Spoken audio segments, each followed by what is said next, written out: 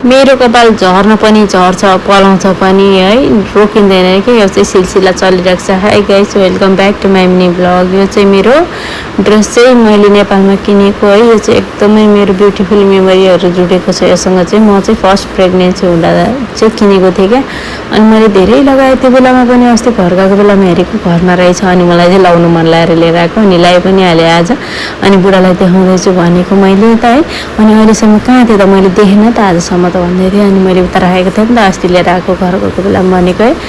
अनि देख्न सक्नुहुन्छ हामी चाहिँ बाहिर जानलाई रेडी भएको। हामी चाहिँ निस्केर आइ पनि सक्यौँ सुपर मार्केटमा है। गाडी पार्किङ गऱ्यौँ। अब चाहिँ हामी जान लागेको भित्र।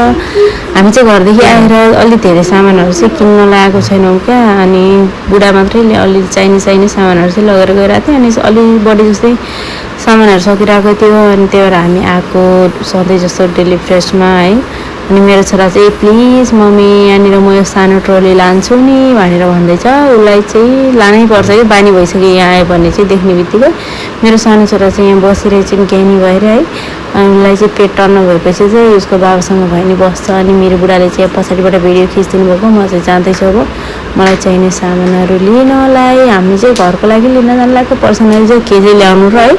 अब घरमा चाहिने सामानहरू ल्याएर हामी चाहिँ निस्केको। त्यहाँबाट म तपाईँहरूलाई घरमा गएर चाहिँ देखाउँछु हामीले के लिएर आयौँ भनेर होइन।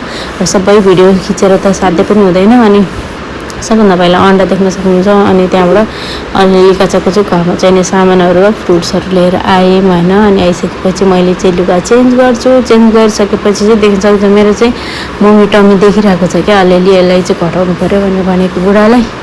के को लागि घटाउनु पऱ्यो अरे।